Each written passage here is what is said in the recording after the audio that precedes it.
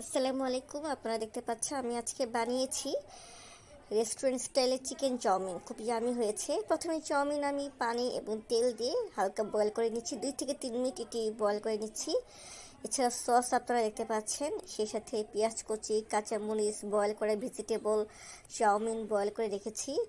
Chicken আমি প্রথমে boil করে ভেজে রেখেছি, সস এবং এটি ডিম। সস হচ্ছে স্যার আমি টমেটো সস এবং সয়া সস সাথে কর্নফ্লাওয়ার মিক্স করে একটু ঘন করে নিয়েছি। এখন আমি বানাবো। আপনারা একটি পাত্র দেখতে পাচ্ছেন, সেখানে আমি পরিমাণ মতো সয়াবিন তেল অ্যাড করেছি। তেলটি গরম হওয়ার পর কিছুক্ষণ পর আমি পেঁয়াজ কুচি এবং কাঁচামরিচ দিয়েছি এবং কিছুক্ষণ নাড়বো।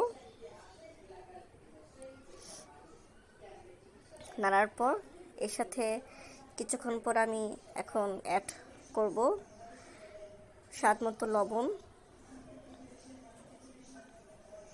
এবং লবণ দেওয়ার পর আমি কিছুক্ষণ নাড়বো। এরপর আমি ডিম অ্যাড করেছি, আপনারা দেখতে পাচ্ছেন। ডিমটি অ্যাড করার পর আমি ভালো করে মিক্সড করছি। এছাড়া ওই বয়েল করা সবজি আমি অ্যাড করলাম। সবজির মধ্যে রয়েছে বরবটি, গাজর, মটরশুঁটি। আপনারা চাইলে আরও কিছু সবজি অ্যাড করতে পারেন। বয়েল করা সবজি দেওয়ার পর আমি নেড়ে নিচ্ছি। বয়েল করা চাউমিন আমি দিলাম। এখন চাউমিন ভালো করে মিক্স করব। এছাড়া গোলমরিচের গুঁড়া দিয়েছি এবং সেই ভেজে নেওয়া চিকেনটি আমি অ্যাড করলাম। ভালো করে এখন মিক্সড করব। মিক্সড করার পর এখন সেই বানানো সস আমি দিব। সস দেওয়ার পর আমি ভালো করে এটি নাড়ব, সম্পূর্ণভাবে মিক্সড করব। মিক্সড করার পর এখানে আমি দিয়েছি চাউমিন মশলা।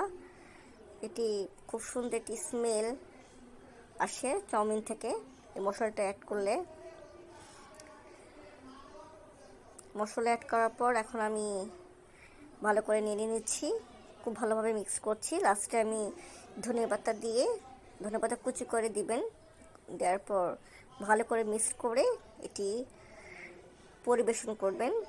যেটা আমরা রেস্টুরেন্টে খাই সেটা আমরা বাসায় খাচ্ছি। আপনারা দেখতে পাচ্ছেন পরিবেশন করা হয়েছে। আসসালাম।